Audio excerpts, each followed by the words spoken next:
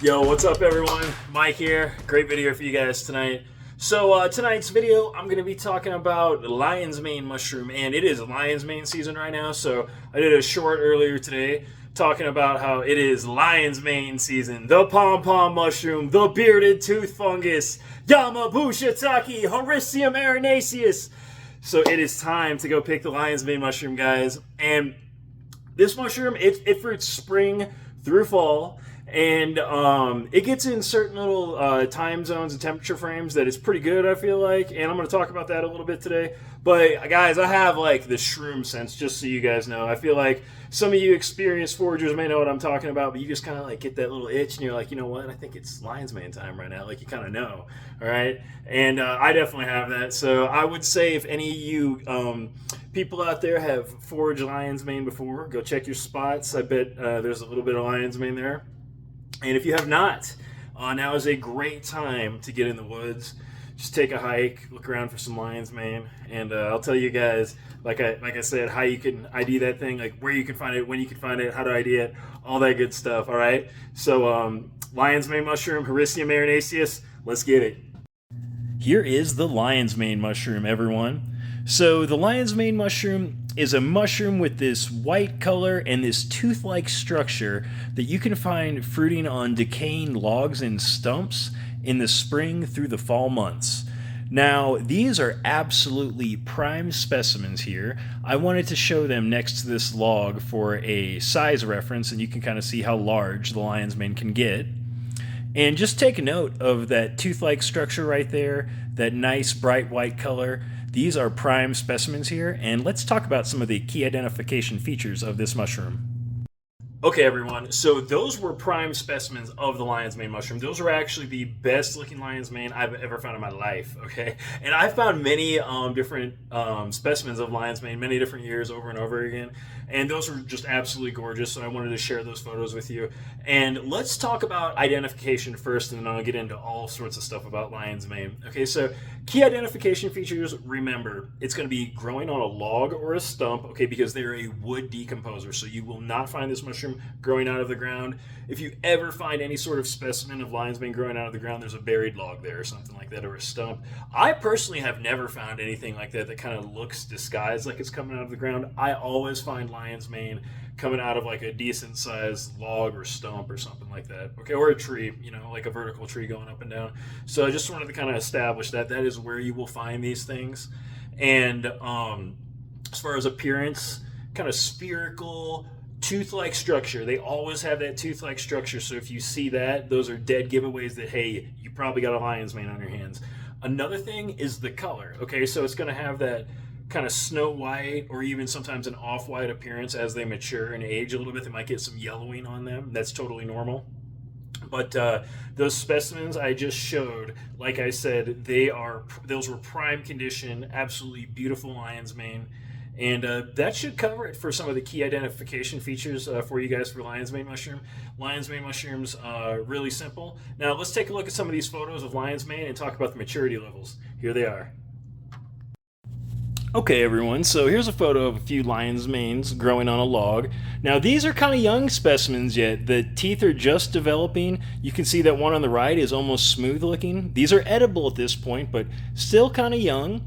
Now, here is a actually smaller lion's mane than in the previous photos, but this is a very mature specimen. You can tell by the length of the spines. They are very long, so it is very mature. Now, here is that lion's mane I showed earlier, that absolutely gorgeous specimen. This is like a prime picking condition. It's not going to get any bigger than this. It's not going to get any better. Now's the time to snag that thing. Now, here's a photo of some more of those grouped together. And like I was saying earlier, these are prime specimens. You very rarely find them looking this pretty, but this is the optimal time to pick something like this. Now let's show a close-up. So here's a close-up so you can see those teeth. There's like no yellowing on those spines on those lion's mane mushroom. Bright white, really long, so that means it's pretty mature yet, but great condition. Now here's a more mature one. This one has been on the log a little while. It's still got some edible spots for sure, but it's been sitting on that log a while. You can see it's kind of got that yellowing going on it, a little bit of off-white color and some browning, just showing its age a little bit. Now here's a picture of me holding it just to kind of give you guys a size reference of that mushroom, kind of about how big they get. Like I said, you can see that kind of yellowing or off-white tannish color on the top, just indicating its age. It's got really nice long spines on it, and like I said, there still might be a few good parts on that lion's mane right there.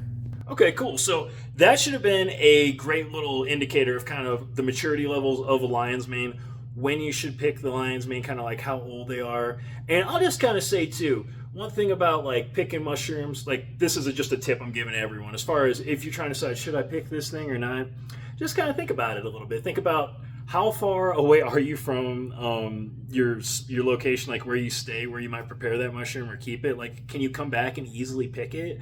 Like if it's way out in the forest or something like that, or up on a mountain or whatever, and you know you're probably not going to come back and get it in a few days, or maybe someone else might get it, you know? So you got to use your own judgment there, okay? I will just say a lot of times I go ahead and I snag them because anything could happen, you know? So if you really want that mushroom and you want to try it, you should take it, okay? And you should pick it.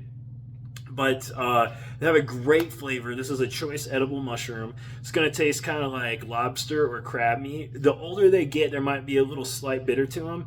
So if you do try one and you're like, ooh, I don't know if I like that little bitter too much, you want to harvest them when they're younger then. So those more immature specimens I showed, that first clip actually where it showed kind of the short spines, if you're a person that you know you don't really like the bitter on lion's mane as they age, you would want to get them when those spines are shorter, and the possibility of it having that bitter is much, much less, and it's going to be a little bit of a cleaner flavor. Now I want to say mushrooms like Hericium coralloides and Hericium americanum, which are also known as the coral tooth and the bear's head mushroom, they do not have that bitter flavor. Those are edible Hericiums as well. They're kind of like relatives to the lion's mane. And they do not display that bitter at all. And I have some photos of coralloides. I actually don't have any photos of americanum in the wild. I grow it, but I do not have any photos of it. I'd like to find that one of these days, and I will.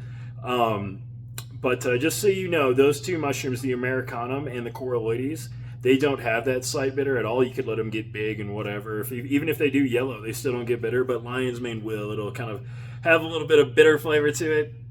And also, I just want to say, like, as far as like temperature levels and things where you can find the lion's mane, like what temperature zone are you going to find this thing in? I usually find them in between 50 and 80 something degrees, kind of those mid 80s. Those are like the best times to find the lion's mane mushroom. It's got a pretty wide range, but this time of year is a really good time to go out looking in the fall. You know, it's normally you get some good days and you can have a nice little walk. And I want to say too, the lion's mane has a few functional medicinal properties. It's been touted for its brain health and its gut health benefits.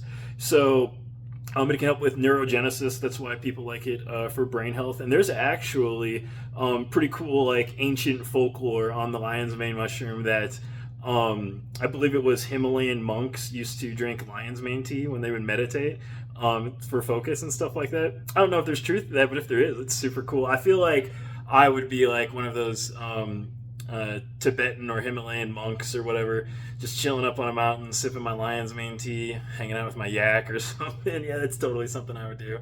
So I think there might be some truth to that. But it's a healthy mushroom. Like I said, it's good for brain health. And there's, like I said, there's a little ancient folklore for you. Hopefully you can tell a story to someone now about lion's mane mushroom. And now as far as digestive benefits, I believe it's just like part of the thing. It's got like, I think it's considered a fermentable fiber because it's a mushroom. So I know it helps like feed our good gut bacteria and stuff like that. I know I feel better when I eat more mushrooms and stuff like that. So overall, it's a healthy mushroom to be consuming. And I know I previously did a video on lion's mane and lion's mane mushroom identification and stuff like that. But I've thought of a few things just so you guys know. Like I kind of want to do these mushroom videos every season when these things come up because I'm realizing I'm a mushroom guy, okay? And I'm sure some of you guys following me right now are diehard mushroom people, you know? And you probably already know when it's mushroom season or when these things are coming up. But most of the beginners or some of the other people that are just like kind of into it and not like diehards about this stuff, you don't always know. You don't really remember. And sometimes like a friendly reminder is just cool. You know what I mean? And I was thinking about that. I was like, yeah. I was like, if I was the type of person that I don't know exactly when is a good time to go look for lion's mane or something like that, and then some mushroom dude on the internet just West is like spouting off that it's lion's mane season, it's a good time to go look then. So I'm going to give you guys little friendly reminders of what season it is, and I enjoy doing it. I think it's good, because I just remember when I would first get into stuff like this, I never really would remember, and it takes time to learn those things, and you'll remember over time, but it takes a little bit. So I'll keep doing that. Another thing too, on my first Lion's Mane video, I was playing around with like music clips and stuff, and I actually had a copyright infringement. I didn't know nothing about that, but I kind of figured it out. I'm learning all of the rules of YouTube, the rules and regulations of YouTube, so I'm kind of learning the system right now. I push the boundaries a little bit sometimes, but I'm learning. So, all right, everyone. Well, the camera cut out on me for whatever reason. I'm always learning, like I said. So, I was talking about rules and regulations, and I had a little weird copyright thing, and I'm learning all sorts of stuff about the rules of YouTube and what you can talk about, what you're not supposed to talk about, everything. So learning experience. I'm doing as best as I can though, and the videos will continue to improve over time. I think these friendly seasonal reminders are great. And I hope you found this video tonight helpful, entertaining, informative, all that good stuff. And if you did, please drop this video a like. And if you have any questions or anything you want to comment about, just put that in the comment section below and I will address those. I still actually have to address some of the comments you guys left in some of the other videos, and I will get around to that, man. I love you guys commenting. It's great. Please keep it up. And if you haven't subscribed to the channel, make sure you click that subscribe button so you can see more mushroom and farming videos from me in the future. But that's all I got for you tonight, guys. I will catch you on the next one.